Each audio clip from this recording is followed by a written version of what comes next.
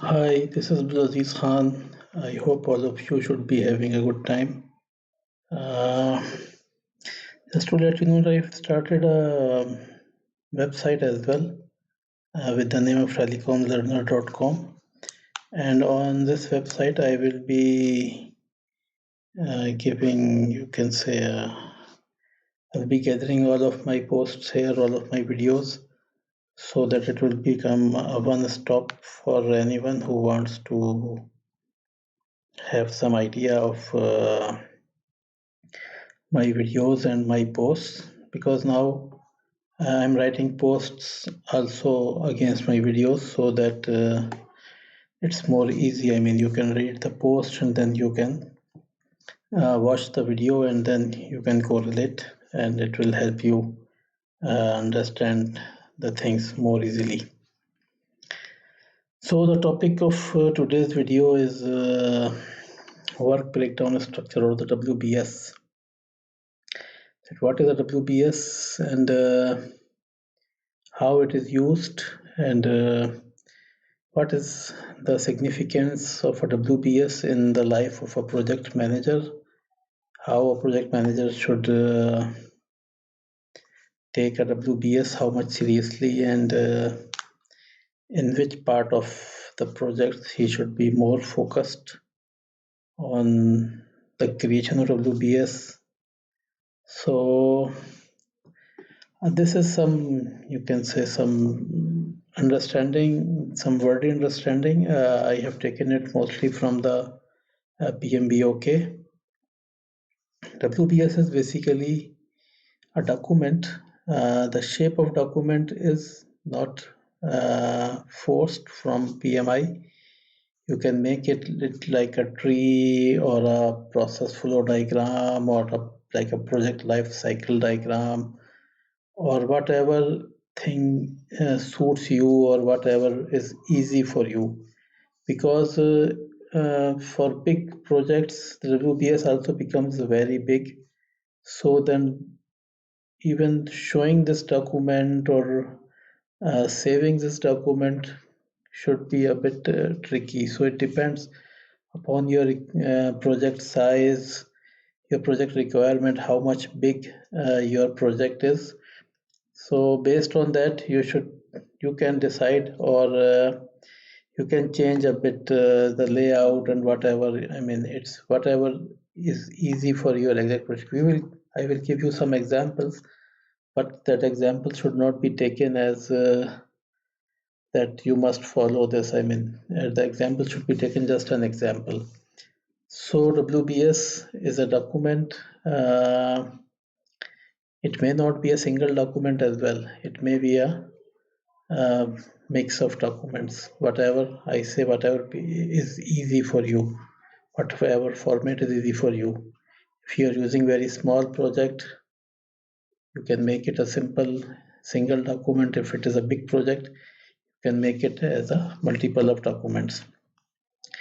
But this is basically to assess the project holders so that they can develop a clear vision of an end product. That okay, this is my project. After going through these things, after doing all of this, whatever is mentioned in WBS, we should get the final product. So in this way, WBS tells you exact uh, procedures which will be done, and what will be the process of doing. I mean, what will be first and what will be second. It can show you a life cycle as well. So basically, WBS, what we do is that we divide the whole project scope into hierarchical, manageable, defined packages of work. So the last thing in WBS is basically a layered document. It's a hierarchical document. So you make it in layers. The first layer is, or the highest layer is, to more towards the management, or the it is a sum of the project. It's the final project, or you can say it's the final deliverable, and then you decompose that deliverables into small components.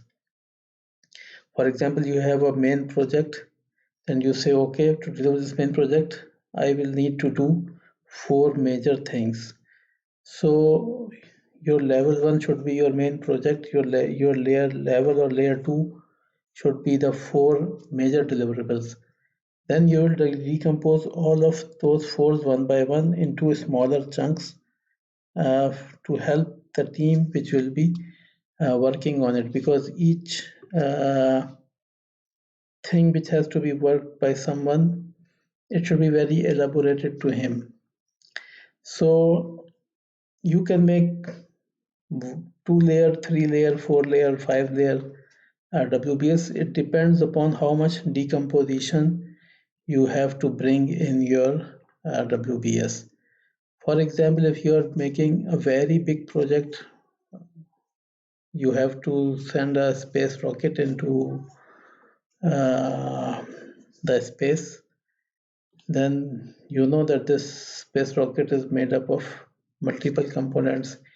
Each component is made up usually in a different country. It has to be transported, then it has to bring to some place, and then where it has to be assembled. Or you are making an aircraft kind of thing, where also there are big parts, and each part is again subdivided into smaller parts, and then each smaller part is also not a single part, it is further subdivided into a further part. So you can think of it like a complex structure, that the structure is not a single unit or not composed of very few elements. It's, for example, if you have a structure which is composed of many thousands of elements, and a group of elements make one part of it, then these some parts, when they are put it together, they make a bigger part, and that big part is fixed into some main area of the product. So that is how you can go from bottom up, or you can come from upside down. But in WBS, you have to decompose in a way that as you go lower, for example, the lowest level is called a work package.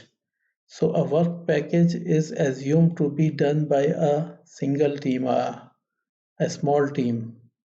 It should not be like the work package itself become a project for the one who is doing it. So work package, or the lowest level of WBS, has to be very measurable, definable. It should have a simple cost associated with it, and you could be easily tell the schedule that okay, this should be done in how much of the time. And as you go from bottom up, the things should be summing towards the upside, and there should be controls should be added, that okay, I do these 4 things. When these 4 things are complete, the upper level uh, the upper level component also completed, and some kind of control information is provided to the management that okay, this part is done.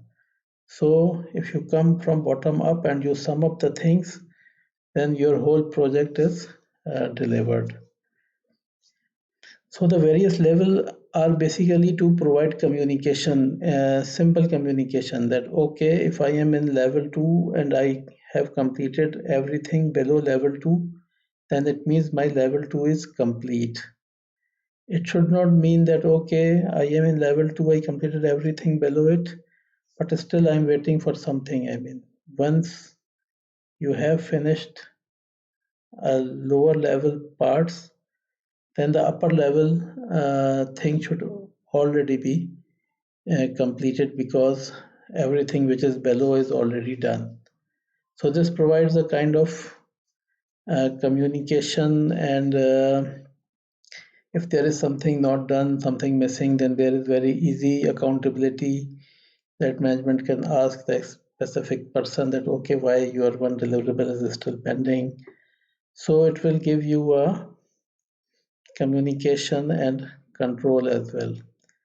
So the upper level are basically the major deliverables, and they may be the phases of a project life cycle as well, and they provide you a summary point for performance assessment. For example, you can measure cost and schedule performance based on the higher level components. So let's take some of the example that how a real WBS is being made. I will provide you some detail as part of its construction, that when we are constructing a WBS, what kind of things we should keep in our mind. As I told you, the upper levels of WBS are basically for control or for management kind of things, and lower level are for the people who should be working exactly on the work packages. So this thing should be very clear. Okay. If you remember in my previous one of my videos, I showed you the PM grid. That what is a PM grid? So PM grid has like knowledge areas and then project management process groups. So for example, we have these knowledge areas. We are here in knowledge area 5. We have from 1 to 10 knowledge areas, and then we have 5 process groups as well. So each process group has a group of processes. Every process group don't have a process. For example, if you are in the knowledge area 5 and initiation, there is no process. Knowledge area 5 has no process in the initiating group, but knowledge area 5 has 4 processes in the planning process group. So if you see the 4 processes, these are plan scope management, collect requirement, define a scope, and create WBS. If you remember, in the initial discussion, we told you that creating WBS means that you are decomposing the scope.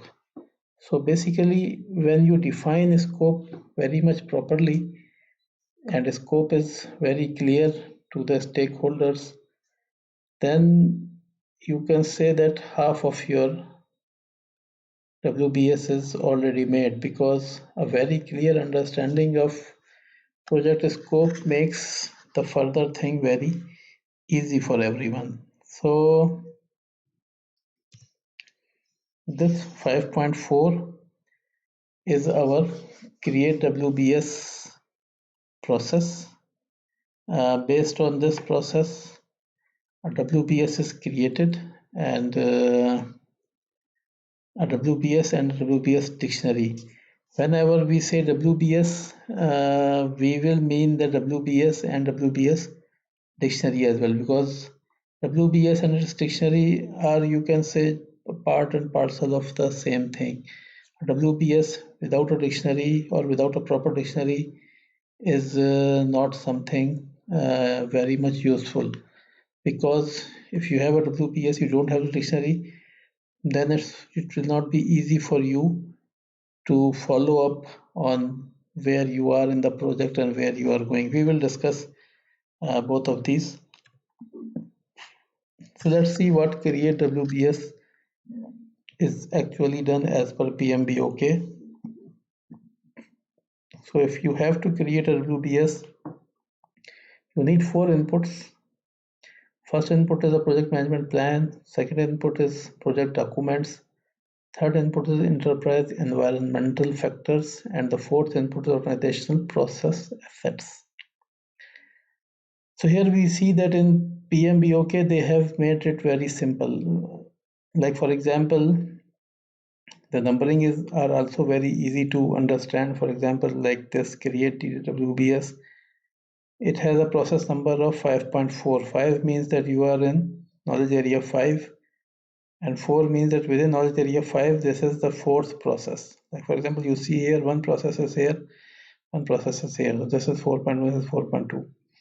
These are the number of processes. So you are in the fourth process of process knowledge area 5. Now this process 4, how it can be accomplished? It needs some inputs, some tools, and then it will give you some outputs. So inputs that I already discussed, that input is basically your project management plan. The plan has the scope. I mean, the defined scope is part of the plan.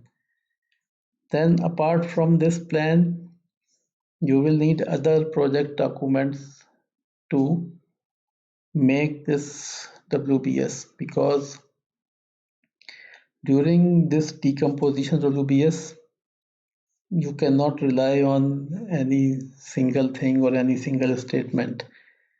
Just to put some emphasis on WBS, that, and if you see here, WBS, create WBS is part of the planning process. So this is one of the, you can say, very essential or very crucial requirement of the planning process.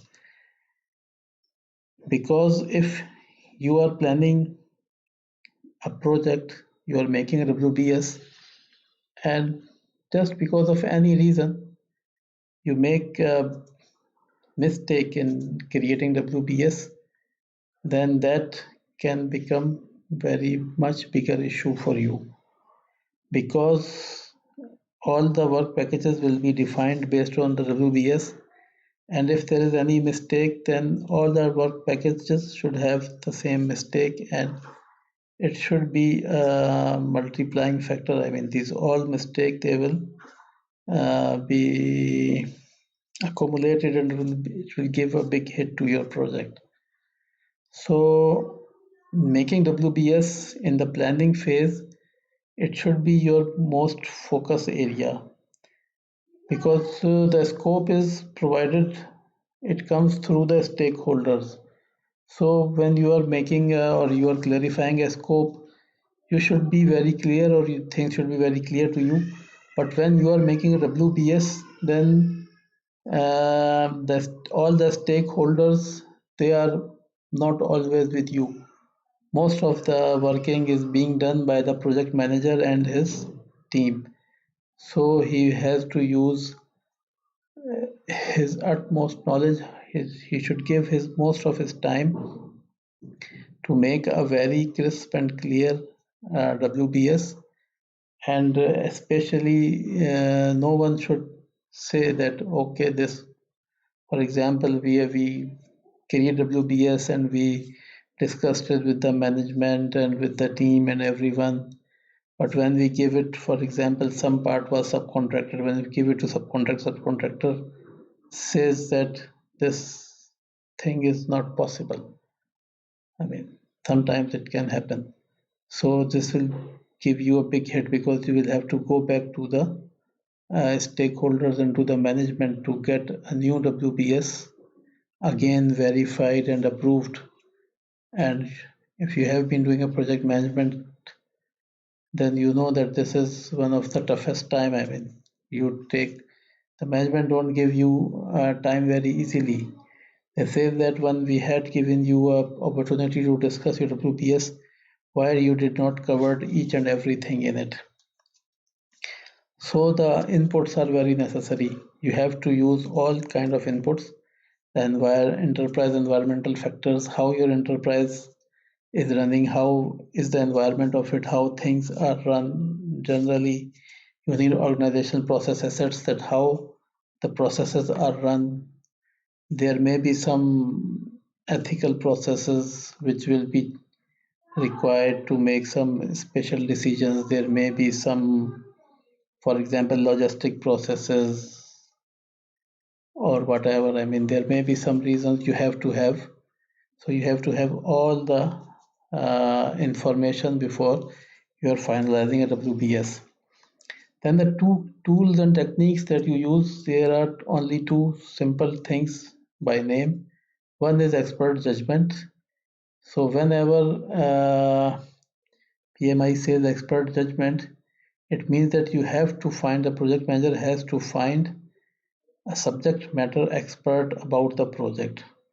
For example, if you want to do a project on rail network, so you have to find someone who has done a rail project, and then you have to get his inputs, that what knowledge he has, and you should talk to him for a few hours and you should get insights that okay, when you are doing a rail project, what kind of issues you generally get and how they are solved.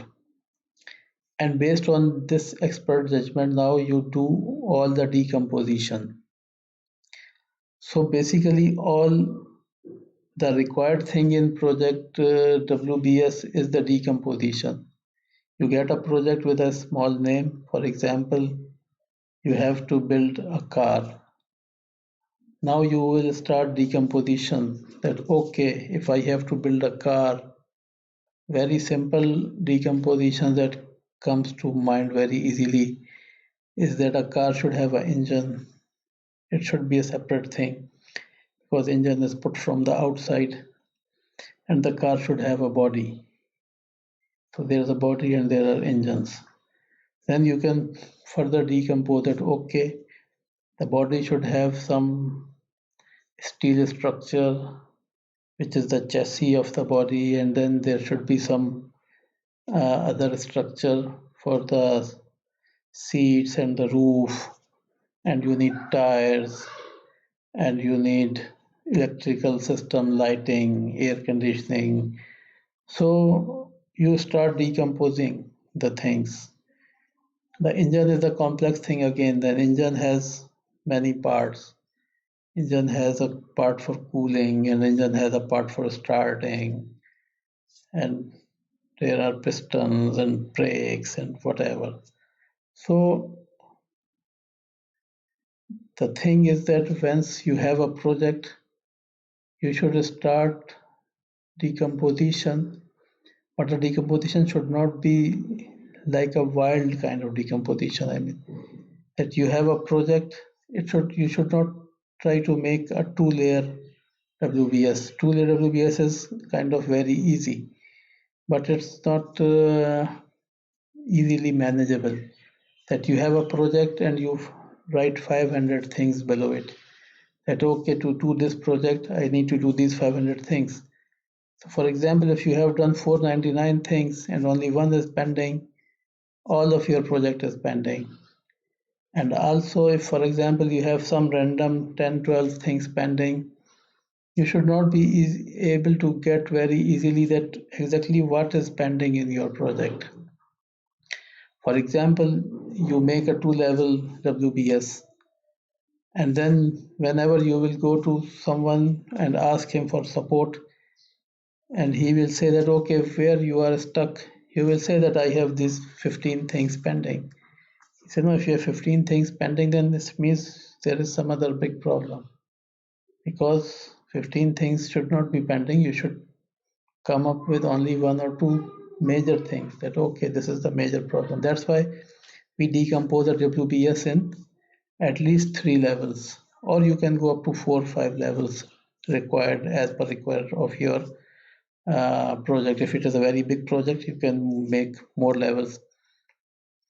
So you will have inputs, you will use tools and techniques. So the what you will get as an output should be a scope baseline. Scope baseline is simply a WBS and its dictionary, and then you will have project document updates. Because you make a project plan, initial project plan, it's made in it is not, you can say, very detailed.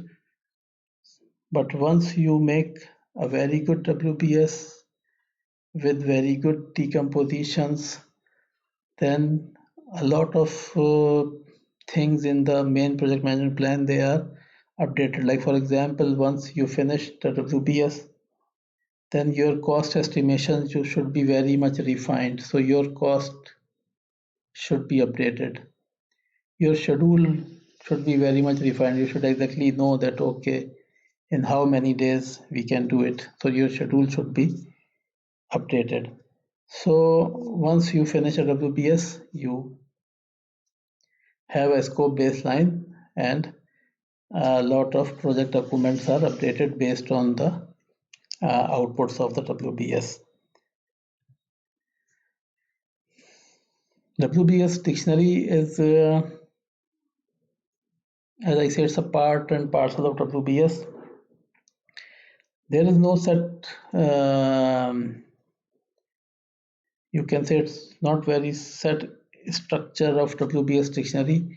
Like we will see two samples, two examples of WBS.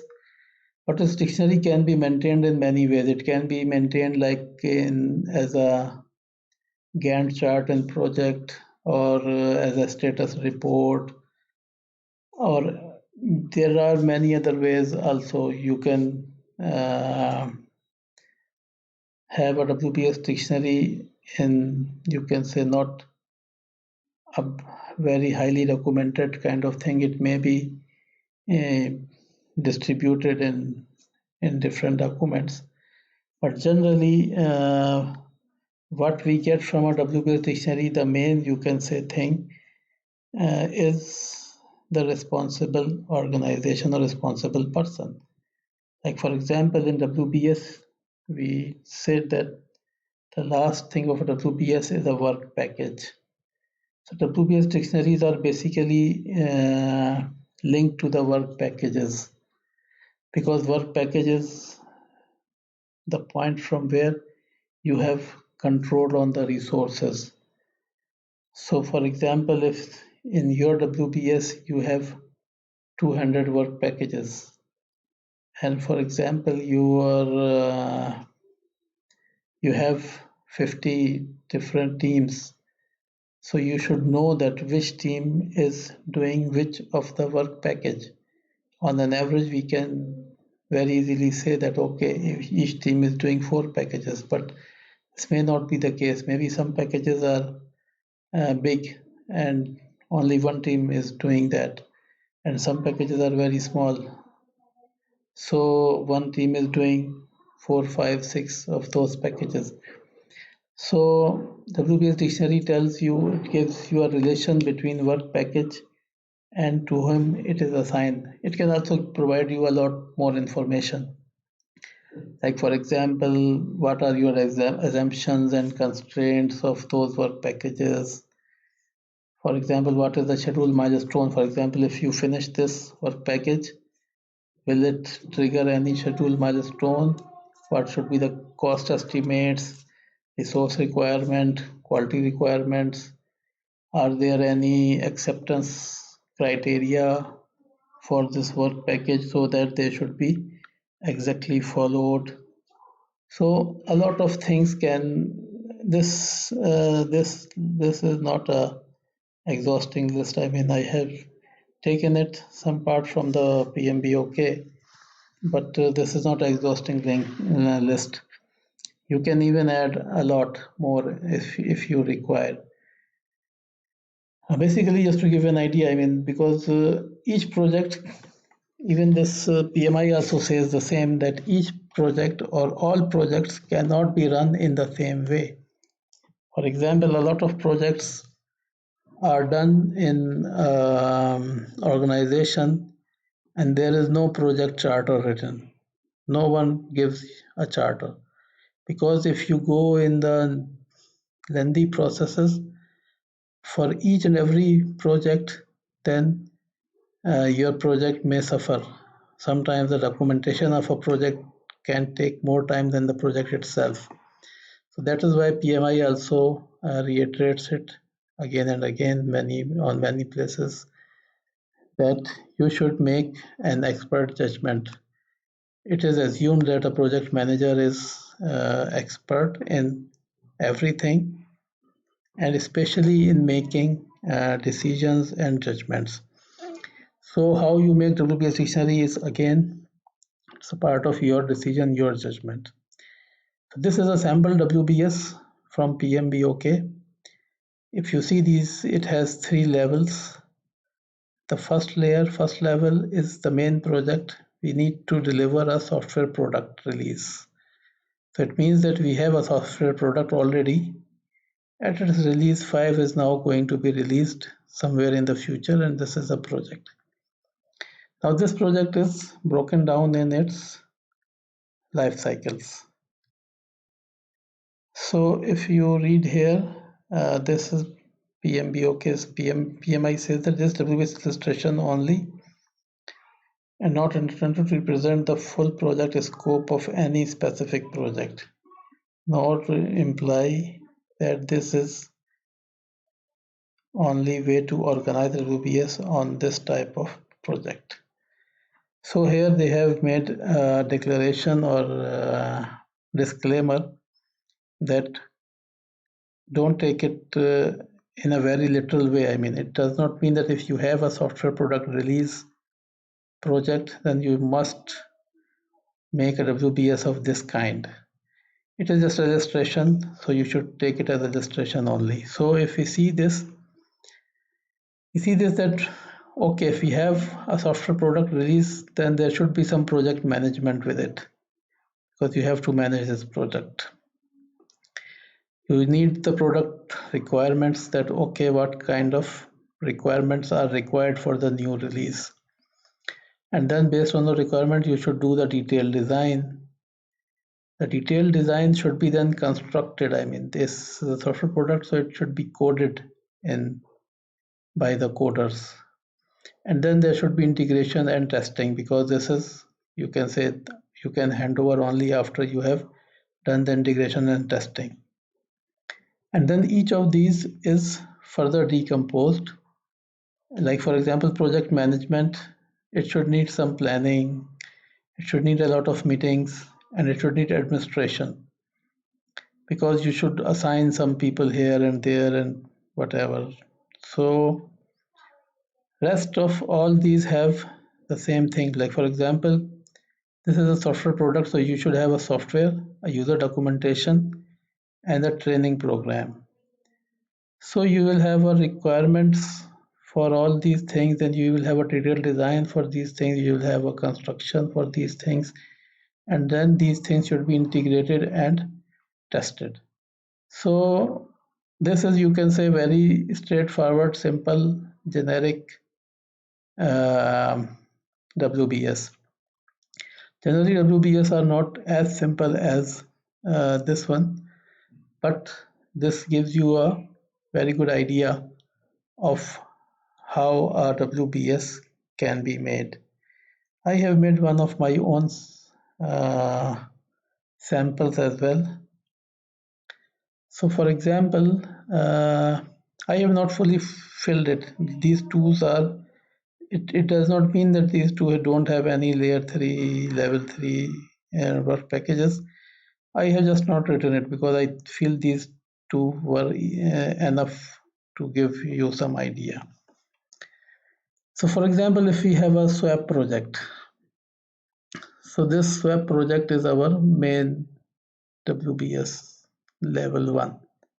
WBS level 1 will always have one thing, because your project should have, at the final thing, it should have only one deliverable. Because if a project itself has two deliverables, then technically it does not remain a project, it becomes a program, because a project should have only one deliverable, or one deliverable should be, you can say, the naming of the project should conclude on one thing.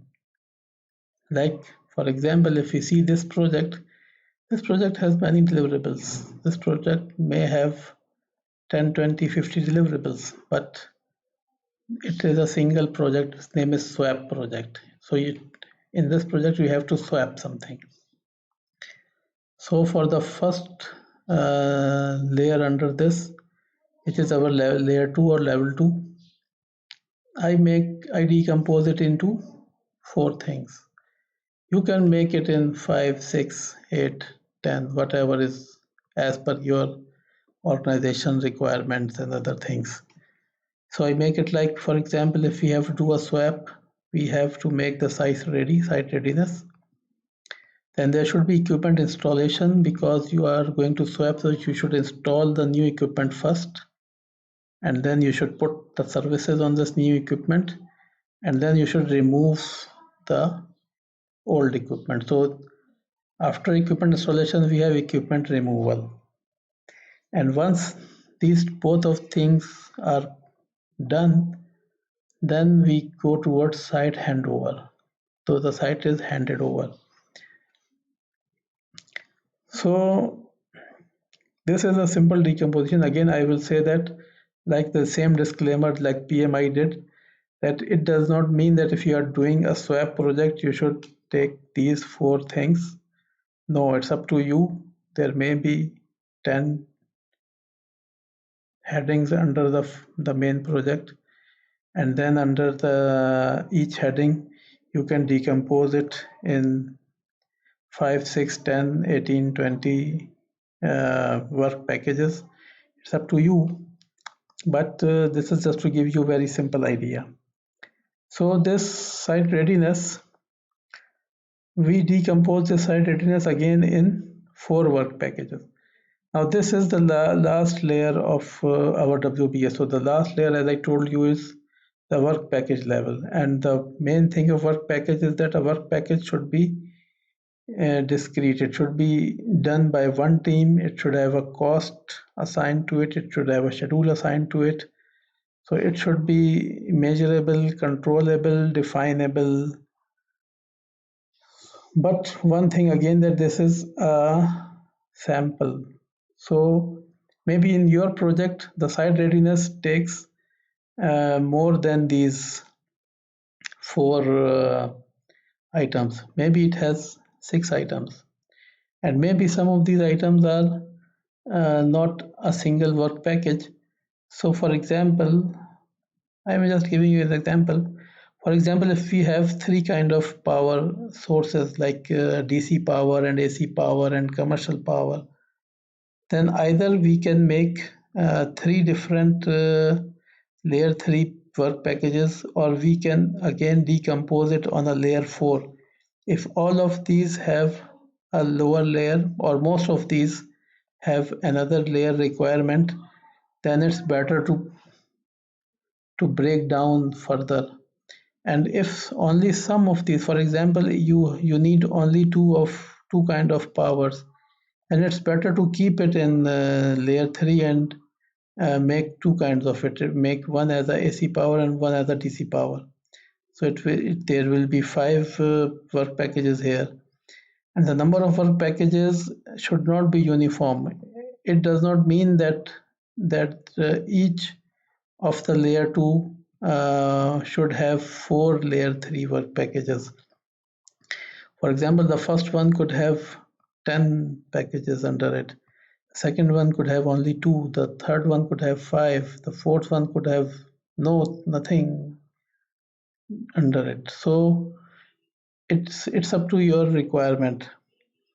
And one thing that I want to emphasize here, that if you see in my this, I have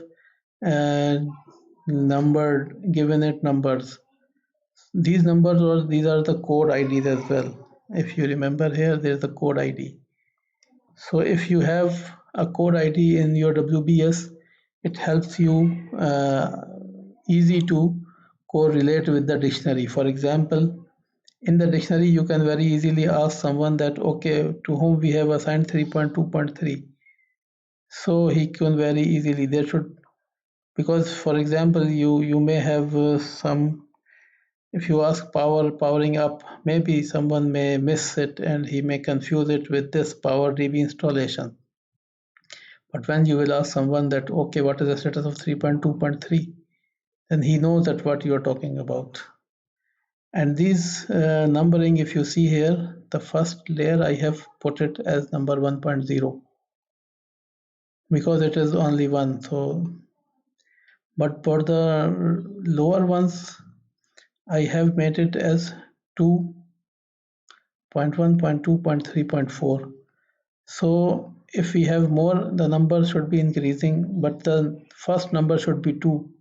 So it will tell us that, okay, we are in level 2, and then whatever we are doing is the further decomposition of level 2. So if you go in 3, if you see here, all these, they start with 3.1. So it means that, okay, I am in 3.1 and then I have 4 work packages. And 3.1, all the 3.1, when they are finished, they are sum up to 2.1. I mean, you go one level up, from 3 you go to 2, and then you reach 2.1.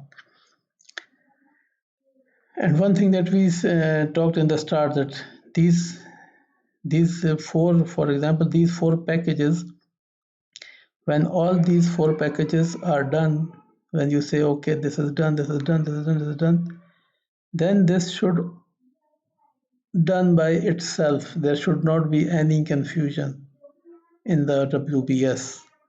It should not happen like, for example, these 4 teams, they told you that, okay, our things are done, but still there is something pending in this 2.1. It should not be the case.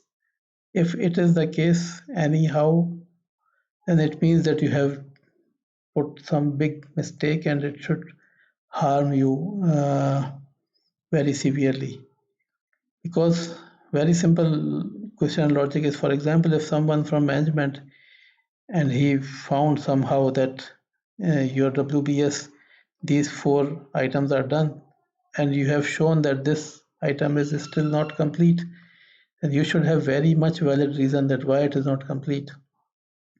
Maybe there is something out of this process. For example, you complete all these 4, but there was some regulatory ban enforced which was not part of the main project, or it was not anticipated, and the regulatory, they sealed the site. Like, for example, we are going through this COVID-19. For example, if you are doing a site and you finished all of the requirement of the site just before the lockdown, and the lockdown was enforced, so it should not be showing here in your report, because there is nothing called lockdown here, but your site is not fully ready up till now. Even these 4 things are done because you are not able to go and check it finally. So you can tell your boss that, sir, these 4 things are done. We know that. I mean, we have information this is done, but because of the lockdown, we cannot confirm. So we have not put the site under site readiness. I mean, this kind of questions the answer should be with you, and that it should not become a surprise for you. I mean,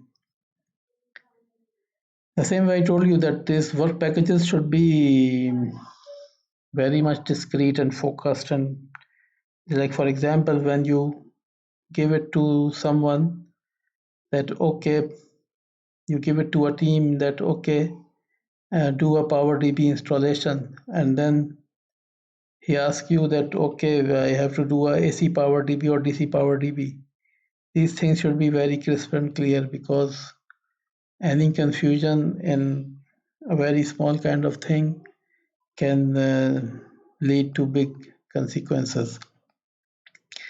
So as we were saying that, okay, these work packages, when they are finished, for example, I finished all these 4, then it means the 2.1 is finished. When I finished all these 4s, then it means the 2.2 is finished. So in the same way here, the work packages which are not mentioned, when they are finished, then we are finished with equipment removal. And in the same way, when site handover requirements are finished, then the site is handover. And then when 2.1, 2.2, 2.3, 3.4 are finished, then it means that your project is done. This should be very simple and very simply communicated to your management or to your teams.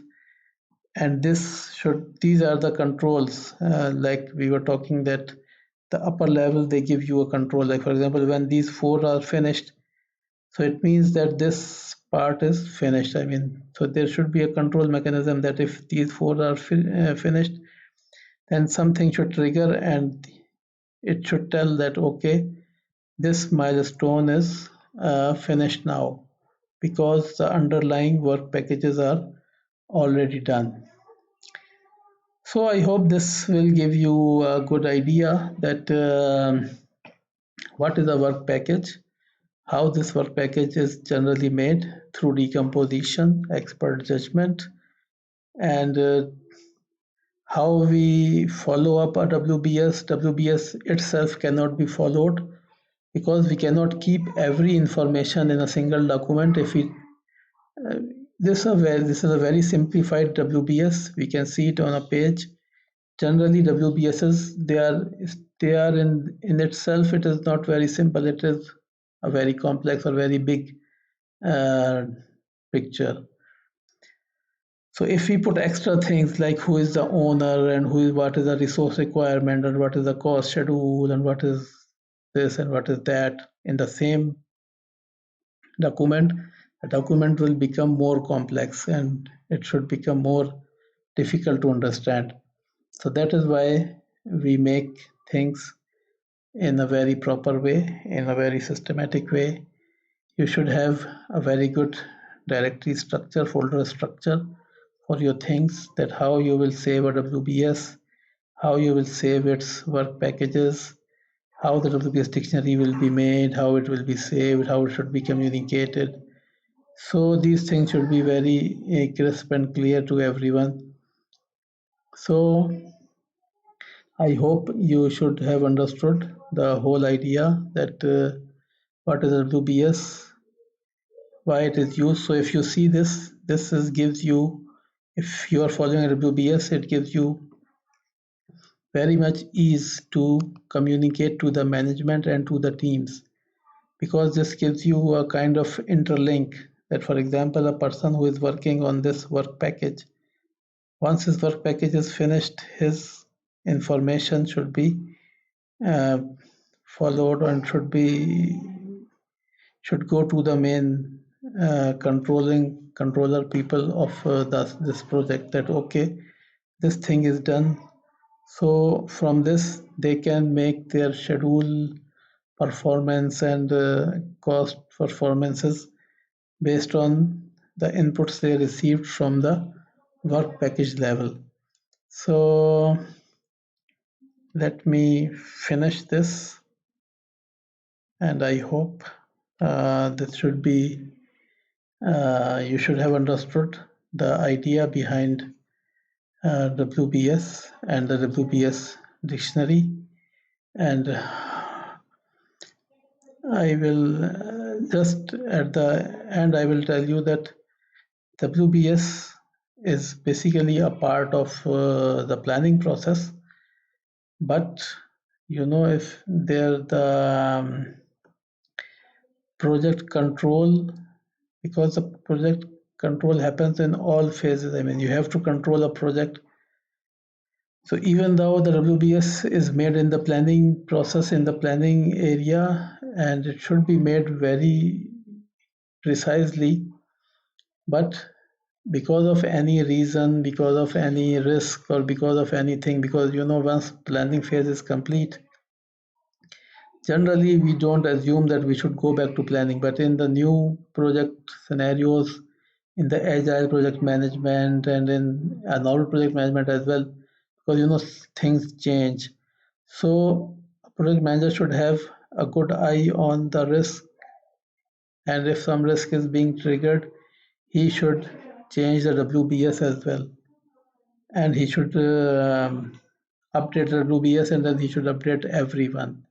If there is any need, if you have to make a small change in a WBS during the project, and this change should be very clearly communicated to each and every stakeholder, so that no one is working on the previous version. So let's meet in some other video. I hope you should like this video. So subscribe to my channel and visit my website. Hopefully you will like it. So see you in some other video. Okay, bye.